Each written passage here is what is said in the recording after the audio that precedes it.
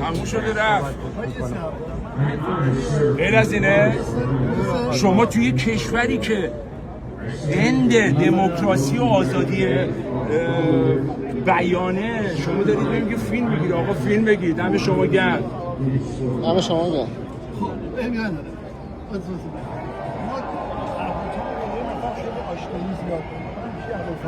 من باهاش آشنایی ندارم. الان دیگه ندارم. این 4 ساله برای من ابوالفضل جلالی مرده. حالا برو از خودش بپرس. شما ولی به اون نچسبون. شما توی رسانه دارای یه سوابقی هستی برادر من. گرفتی چی شد؟ ایرانی جماعت ما خودمون وقتی که داخل ایران بودیم یه شبکه‌ای مثل تپش، مثل شبخیز، مثل بقیه چیزا که ولی بیشتر اینا درسته؟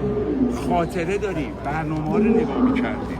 ولی شما وقتی الان میای آقای امیرقاسمی شیفت من صحبت دارم مثلا من نگرشم همون نگرشی که اعلیحضرت داشته، همون نگرشی که رضا پهلوی داشته. حالا شما من یه سوالی دارم. من یه سوالی دارم. اصلا مشکلی ندارم. همه رو با هم نگه داریم. همینه. آره درسته. نمی‌تونی بگی آقا گلشیفته رو بنداز دور، اونو بنداز دور. منم قبول دادم. همه رو حفظ کنیم. منم قبول دادم. همه رو علی. درسته. منم همین قبول دادم.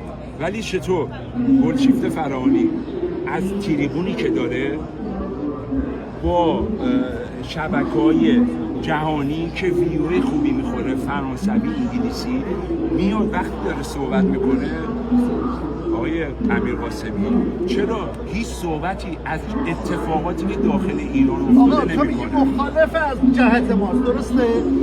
من نمیگم. خب چیه؟ من دارم میگم که آقا اون طرف به عنوان جایگاهی که بین مردم ایران داره باید از اون پوزیشنی که داره به نفع مردم ایران، برای مردم ایران، برای ایران استفاده بکنه.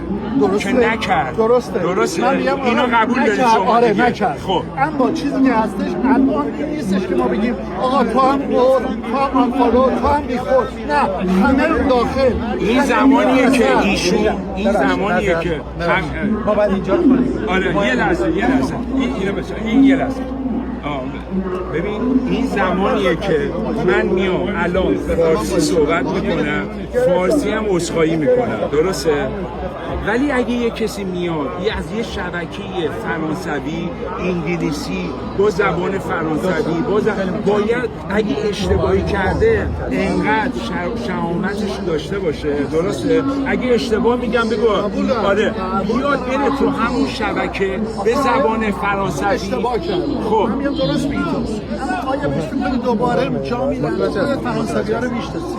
فرانسوی‌ها چی هستن؟ فرانسوی‌ها سیستمشون سوسیالیسته. خب چرا اون موقعی که بهش نمان اشتباه کرده. قبول دارم اونو. قبول دارم. من دیگه حرفی ندارم. نه من تلاش نمی‌کنم. ولی ببین آدما تو یه به زنگاه‌های تاریخی آیه امیرقاسمی برادر من باید ببین وقتی